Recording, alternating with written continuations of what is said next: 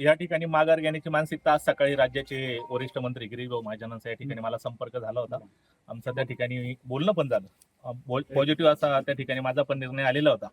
पण काल संध्याकाळी आमदार किशोर दराडे यांचा मला त्या ठिकाणी संपर्क झालेला होता आणि संपर्कात त्यांनी मला बोलता मला बोलले की तू अजून म्हातारा नाही झाला.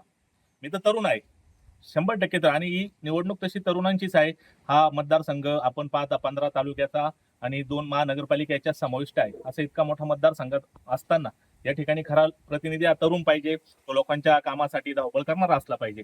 त्या ठिकाणी जे माझे प्रत्यक्ष उमेदवार आहे विद्यमान माझे आमदार, ते वास्तविक वयाची 70 त्यांनी त्या ठिकाणी ओलांडलेला असताना त्यांचे बंधू मला म्हणता की तू म्हाताराने झाला, तुला भविष्यात संधी. तो एक विषय होता.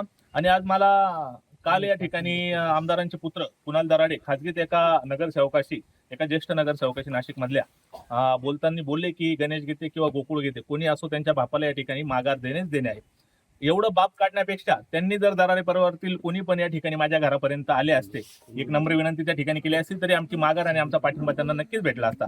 पण या ठिकाणी माझा किंवा कोणाचाही बाप असतो, तो बाप असतो, आणि कोणाचाही बाप काढला किंवा माझा काढला तर मी ती माघार द्यायची कशी, हा मोठा प्रश्न आज या ठिकाणी मी त्या विवंचनेत होतो. आणि त्या विवंचनेतून या ठिकाणी माझा दुपारनंतर निर्णय पक्का झाला की निवडणूक मी कंटेन करणार, लढवणार. मला किती त्या ठिकाणी राजकीय दबाव प्रेशर आला तरी मी निवडणूक त्या ठिकाणी माघार घेणार नाही आणि माझी भूमिका मी 3 वाजेपर्यंत ठाम राहिलो.